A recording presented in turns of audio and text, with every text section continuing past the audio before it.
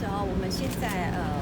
空服员的薪水它是底薪加保费，但是以我们到目前为止，我们都是每天的正常的报班，那我们也没有接到说公司有对我们的薪资有任何的异动，所以呢，我们还是正常维持我们的作业。那大家也可能很好奇，那我们现在说我们飞机没有起飞，那我们主人在做什么？那我想大家可以往我们这边的3楼看其实我们上面还是有很多的同仁。那我们也对我们的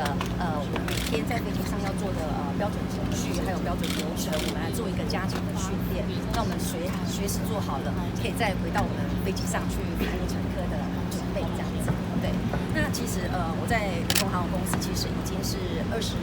年了那我也经历过上一次歇业的这种风暴，但是其实在10年前我们回到远东的时候呢，我们也跟着公司一起重整，然后经历了这个5阶段的这个复航。那其实大家都会很好奇说，为什么我们都一直还是守在这里？那其实在这个10年的当中我们其实说实在的感觉有点感伤其实我觉得就像我们刚刚的庄主任说的，不管说张老板他的钱是从哪里来的，但是他其实没有欠过我们一天的薪水。那他常常呢也会到我们的棚场里面，然后去关心飞机的维修状况然后到我们各个部门去看，甚至他在我们的飞机上看到我们的一些什么流程，他有很好的建议，他其实都会跟我们讲。所以为什么在经历这么大的风暴，我们每天都还是来上班？我们还是会愿意这样子跟随着他。其实我们知道他是一个非常有行动力、很有毅力的人，这样子。所以就是也希望说这个风暴我们远东航空公司可以赶快挺过去。那也希望我们的乘客，然后对我们远东航空公司多多的体谅，然后给我们一个支持。公司在这么不稳定的状况下，你们怎么会想要继续待下去？我想这个是情感也是一个部分以前远东歇业的时候，还是有一批人没拿薪水，持续照顾着公司的资产。这个或许说出来大家都很难理解，也很难了解。可是你身在其中的时候，有时候你会去做出这样的一个情感胜于理智的决定。会担心哪天老板心情都不好？这个每个人都会有心情不好的时候。那我想，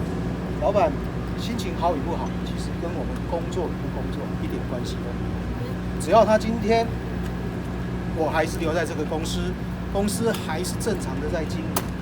我们就会尽我们的努力来替公司谋求最大的利益。他愿意出来有任何的压力？没有，我们最大的压力是社会一面倒的好像希望远东能够就此结束，但是我们希望这一份工作能够持续，我们希望我们1000多个员工都能够持续有一个工作，能够拥有这一个工作机会。所以我们最大的压力是，我现在好像在对抗目前社会的舆论，因为我们无条件的支持公司，可是我相信各位记者心中一定是很忧虑。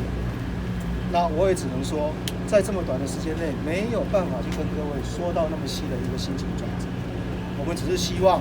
公司能够真的再继续的经营下去。那据你们所知，那个资金进来了，因为它的付费的前提是资金要进来。我想条件各位都比我清楚。那我们只是一个基层员工，对公司高层的资金转折，我们这一部分是不了解，所以在这里不做任何。然后付费应该也要再给民航局公文，希望可以申请付费，但据了解是在民航局还是没有给任何的公文再去请民航局。这一段不是我们权责之内的。就像我讲的，每一个公司它每一个人负担的责任跟职务都不一样。那我对我职务之外的东西，对于听闻、对于传闻，我们都不做评论，我们只是静待民航局的一个裁判结果。那我们当然希望它是一个好的。下一位是。